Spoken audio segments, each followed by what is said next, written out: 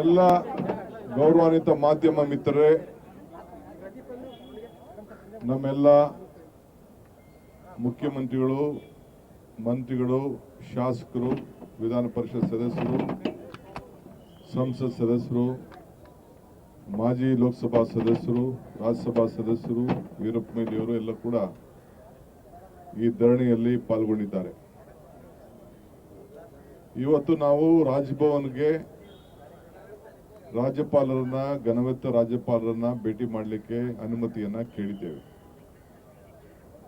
ಮೊದಲು ತಮಗೆ ನಾನು ಸ್ಪಷ್ಟಪಡಿಸಲಿಕ್ಕೆ ನಾನು ಏನ್ ಬಯಸ್ತಾ ಇದ್ದೀನಿ ಅಂದ್ರೆ,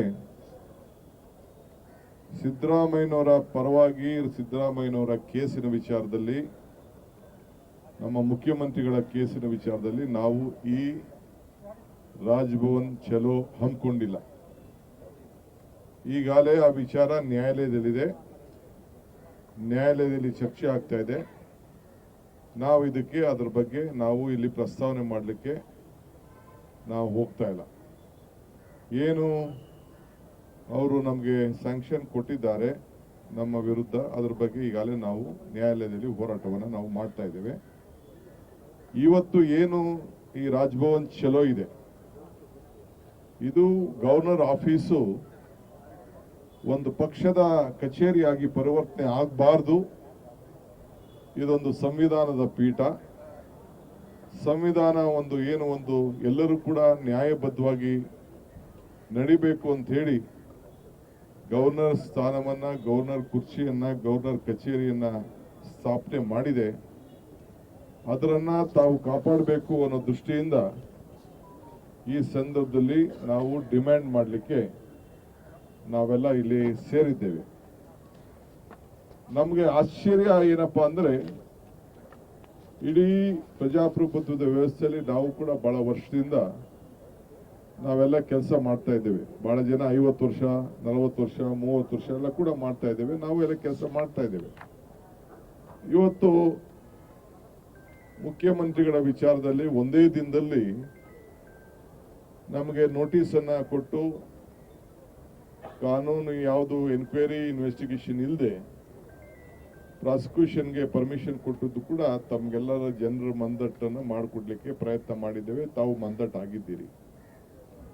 ಆದರೆ ಘನವೆತ್ತ ರಾಜ್ಯಪಾಲರಿಗೆ ಹಿಂದೆ ಅನೇಕ ಇಲಾಖೆಗಳಿಂದ, SIT ಇಂದ, ಲೋಕಾಯುಕ್ತದಿಂದ ಗವರ್ನರ್ ಅವ್ರಿಗೆ ಕೆಲವು ಮುಖಂಡಗಳನ್ನ, ಮಾಜಿ ಮುಖ್ಯಮಂತ್ರಿಗಳನ್ನ, ಮಾಜಿ ಮಂತ್ರಿಗಳನ್ನ ಪ್ರಾಸಿಕ್ಯೂಟ್ ಮಾಡಬೇಕು ಅಂತ ಹೇಳಿ ಅನೇಕ ಅರ್ಜಿಗಳನ್ನ ಅನೇಕ ಸಂದರ್ಭದಲ್ಲಿ ಅವ್ರಿಗೆ ರಿಕ್ವೆಸ್ಟ್ ಕೂಡ ಹೋಗಿದೆ. ಅದೆಲ್ಲ ಕೂಡ ತನಿಖೆ ಆಗಿದೆ.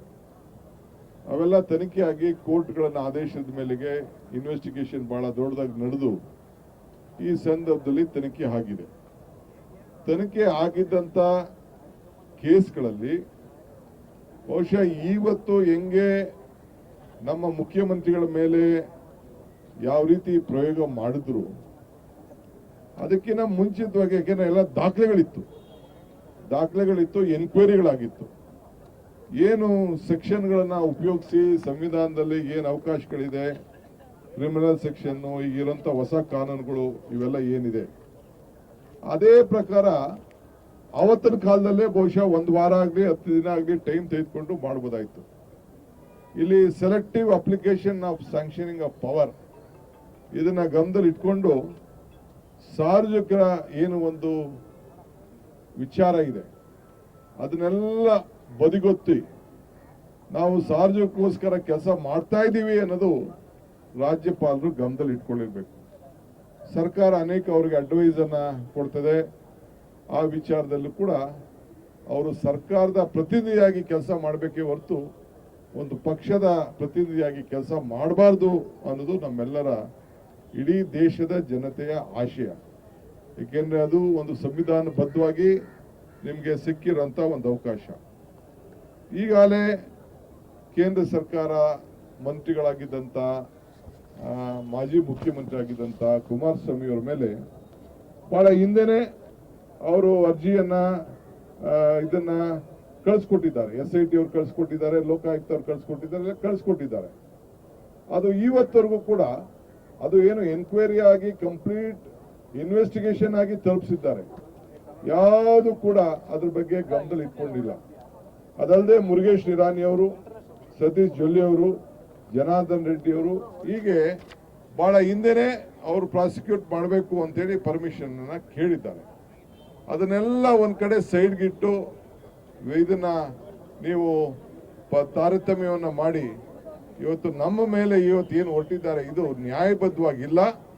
ನಿಮ್ಮ ರಾಜ್ಯಪಾಲರ ಏನು ಗೌರವ ಇದೆ ಅದಕ್ಕೆ ಗೌರವನ ಕೊಟ್ಟು ನೀವು ಈ ಸಂದರ್ಭದಲ್ಲಿ ಮೊದಲು ಇನ್ವೆಸ್ಟಿಗೇಷನ್ ಆಗಿರುವಂತ ಕೇಸ್ಗಳಿಗೆ ಈಗ ಯಾವ ರೀತಿ ತರಾತುರಿಯಿಂದ ನೀವು ಪ್ರಾಸಿಕ್ಯೂಷನ್ ಕೊಟ್ಟಿದ್ದೀರಿ ಕಾನೂನು ಬದ್ಧವಾಗಿ ನೀವು ಕೊಡಬೇಕು ಅಂತ ಹೇಳಿ ಒತ್ತಾಯ ಮಾಡಲಿಕ್ಕೆ ಇವತ್ತು ನಾವೆಲ್ಲ ಇವತ್ತು ಹೊರಟಿದ್ದೇವೆ. ಸೊ ಅದಕ್ಕೆ ಎಲ್ಲ ನಮ್ಮ ಶಾಸಕರು, ಮಾಜಿ ಶಾಸಕರುಗಳು, ವಿಧಾನ ಪರಿಷತ್ ಸದಸ್ಯರೆಲ್ಲ ಬಂದಿದ್ದಾರೆ. ನಾವು ಈಗೆಲ್ಲ ಹೋಗಿ ಗವರ್ನರ್ಗೂ ಟೈಮ್ ಕೊಟ್ಟಿದ್ದೇವೆ, ಗವರ್ನರ್ ಅವರು ಕೂಡ ಟೈಮ್ ಕೊಟ್ಟಿದ್ದಾರೆ.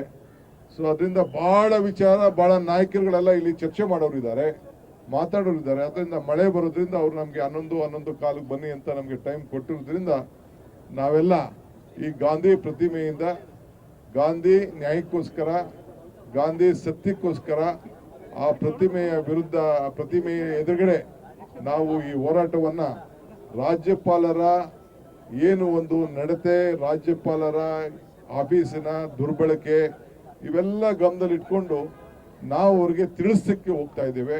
ಇದು ನೀವು ಮಾಡ್ತಾ ಇರೋದು ತಪ್ಪು. ಒಂದ್ ಕಣ್ಣು ಸುಣ್ಣ, ಒಂದ್ ಕಣ್ಣು ಬೆಣ್ಣೆ ಆಗ್ತಾ ಇದ್ದೀರಿ. ಇದು ಸರಿ ಇಲ್ಲ. ಸಮಾನತೆ